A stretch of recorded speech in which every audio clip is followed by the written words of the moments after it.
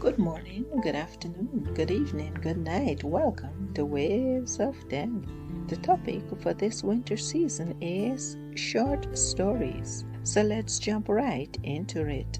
The title for this first episode in short stories is Granny. So here we go.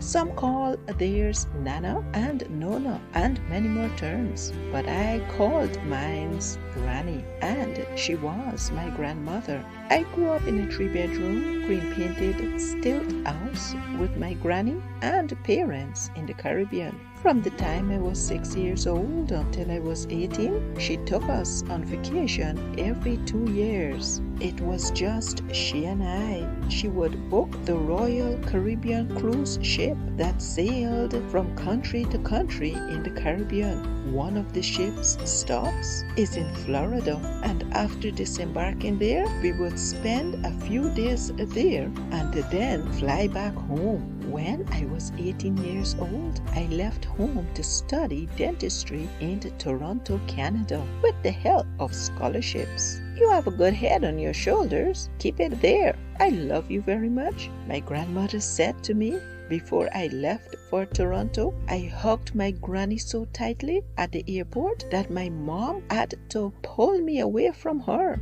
My granny was my mom's mother, and we shared a flat-shaped forehead, small brown eyes, a dark chocolate complexion, and we were always quick to smile. My height, though, I took from my father's side. When I was 12 years old, I was my granny's height, and at 14, I was towering over her. Unfortunately, my dad's mom passed away from cancer when I was 5 years old. Sadly, I do not remember my relationship with her, but my dad says that she loved me very much and she could always make me smile when I was grumpy or crying. Your granny got it in her head that she needs to fill the role of 2 grandmothers after your other granny passed, so she spoils you silly. My mother sometimes say I disagree with her opinion because my granny did not break one of my parents' rules for me. Yes,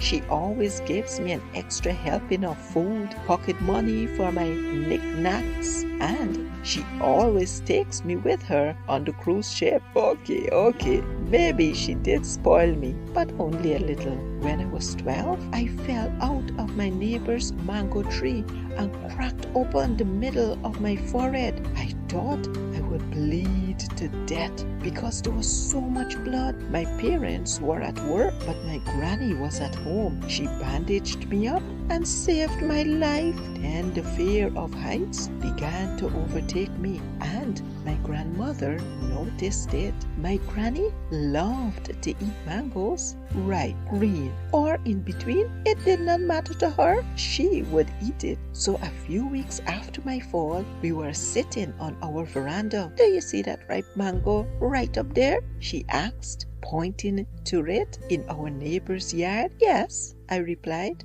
Do you think I can reach it with the bamboo stick? I don't know. Okay, she said, slowly getting up. Let's go and see. She walked down the 10 or so flight of steps and pulled out the 6-foot-long bamboo stick housed with other wood in a corner under our house. We carried it through the gate, then through our neighbor's entrance, and tried to hit down the ripe mango. The smell of mangoes was mouth-watering because I too loved to eat them. Oh, let me quickly add that we could freely take some fruits from their fruit trees, and they can do the same with us. We had guava, coconut, and other fruit trees in our yard, but no mangoes. We couldn't reach the mango. Let's see if the neighbor's grandson is home. Then he can climb the tree and get it for us, Granny suggested. I can get it for you, Granny, I said. Really? She asked. Would you do that for your granny?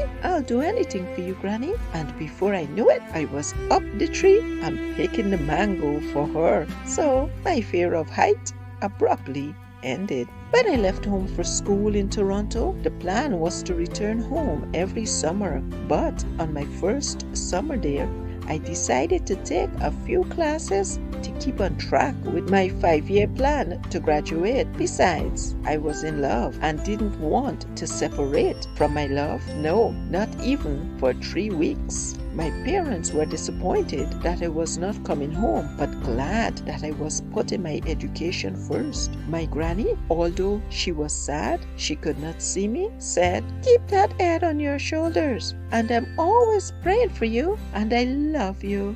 The following February, my love interest wanted to take our relationship to the physical level, if you know what I mean. But I was not ready for that. The temptation was there, but the thought of having a child at that time, no matter the protection used to prevent it, was too overwhelming for me. So our relationship became, "I love you, but I have needs too." My love was my heartbeat, so I wasn't going to let go of us. So I held on with the promise that I would fulfill his desire on my birthday in April. However, I became tardy with my study habits because when I should have been studying, my love and I were at the mall, in a theater, or somewhere else. Therefore, my schoolwork began to slip. I turned in a few assignments late, and I drifted off to sleep in a few classes. Also, even though I was eating my usual portion of food, I was losing weight.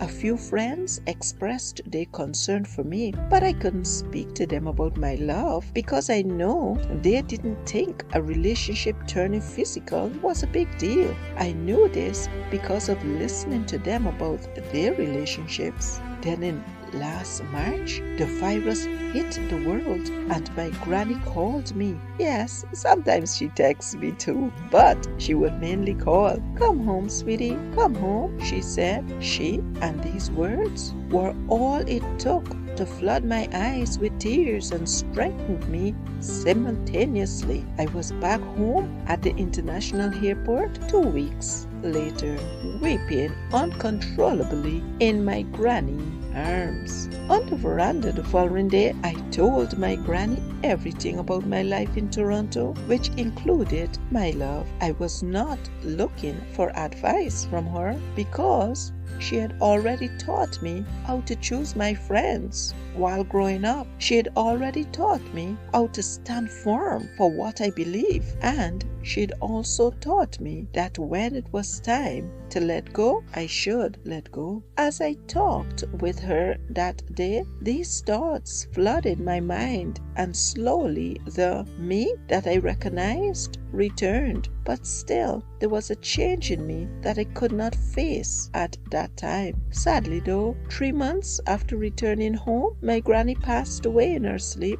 And how can I explain my grief with words? I can't. Nevertheless, sharing my granny with you and others helps keep my memories of her alive. The end. Thanks for listening, guys. Goodbye.